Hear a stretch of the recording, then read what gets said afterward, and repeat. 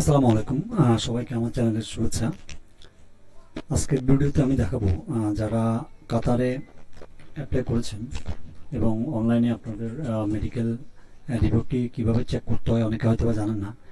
আজকে আমি আপনাদের সাথে শেয়ার করব কীভাবে আপনারা খুব সহজেই ঘরে বসেই মোবাইল কিংবা ল্যাপটপের মাধ্যমে আপনারা মাত্র কয়েক মিনিটেই আপনারা আপনাদের রিপোর্টটি চেক করতে পারবেন।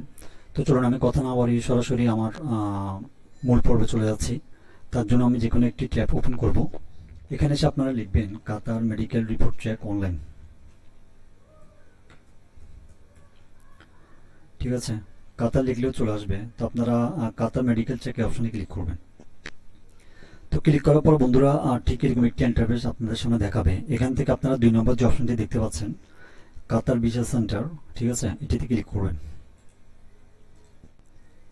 তো এভাবে আপনাদের সামনে আপনারা যখন তার ওয়েবসাইটটিকে প্রবেশ করবেন, ওয়েবসাইটে আসার পরে আপনাদের সামনে ঠিক এরকম ইন্টারফেস শো হবে। তো এখান থেকে বন্ধুরা আমি জাস্ট আজকে আপনাদেরকে প্রসেসটাই দেখিয়ে দিব। ঠিক আছে, কীভাবে আপনারা এখানে কাজটা করবেন, কীভাবে আপনারা আপনাদের পাসপোর্ট নাম্বার দিবেন, ভিসা নাম্বার দিবেন, এটি আমি আপনাদেরকে দেখিয়ে দিব। জাস্ট আপনারা সেম প্রসেসে কাজটি করলেই আপনারা খুব সহজে এটি করতে পারবেন। ঠিক আছে, তো সর্বপ্রথম এখানে আসার পরে আপনারা এখানে ল্যাঙ্গুয়েজ সিলেক্ট করে নেবেন। আমি এখানে ইংলিশ দিলাম। ঠিক আছে, এবার কান্ট্রি যেহেতু আমি বাংলাদেশ থেকে চেক করব, তাই এখানে আমি বাংলাদেশ দিচ্ছি। এবং যারা অন্যান্য কান্ট্রির লোক রয়েছেন তারা চাইলে বিভিন্ন ধরনের এখানে অপশন আছে, আপনারা সেই অপশনে ক্লিক করে আপনারা আপনাদের লোকেশনটি এখান থেকে সেট করে নেবেন। তো এখানে বন্ধুরা অনেকগুলো অপশন রয়েছে। এখান থেকে আমি জাস্ট আপনাদেরকে মেডিকেল রিপোর্টটি কীভাবে চেক করতে হয় সেই অপশনটি দেখিয়ে দিচ্ছি। তো এখান থেকে বন্ধুরা আপনারা দেখতে পাচ্ছেন ট্র্যাক অ্যাপ্লিকেশন নামের একটি অপশন রয়েছে, আপনারা এই অপশনটিতে ক্লিক করে দিবেন। তো ক্লিক করার পরে বন্ধুরা এবার এখানে হচ্ছে আপনাদের মূল কাজ। এখানে এসে আপনারা সর্বপ্রথম আপনাদের পাসপোর্ট নাম্বারটি এখানে দিয়ে দিবেন। ঠিক আছে, পাসপোর্ট নাম্বার দেওয়ার পরে আপনারা ডান পাশে দেখতে পাচ্ছেন ভিসা নাম্বার, আপনারা এই ভিসা নাম্বার এখানে একটি ভিসা নাম্বার দিয়ে দিবেন। তারপর বন্ধুরা এখানে একটি ক্যাপচা কোড দেখাচ্ছে, আপনারা এই ক্যাপচা কোডটি আপনার ডান পাশে যেই খালি বক্সটি দেখতে পাচ্ছেন এখানে আপনারা ফিল আপ করে দিবেন সুন্দরভাবে। ঠিক আছে, এটি যদি ঠিকমতো ফিল আপ না করেন তাহলে কিন্তু এটি শো হবে না। তো আপনারা খুব সুন্দর করে এটি ফিল আপ করে দিবেন। ফিল আপ করে দেওয়ার পরে বন্ধুরা সাবমিট নামের একটি অপশন দেখতে পাচ্ছেন, আপনারা সাবমিট অপশনে ক্লিক করবেন।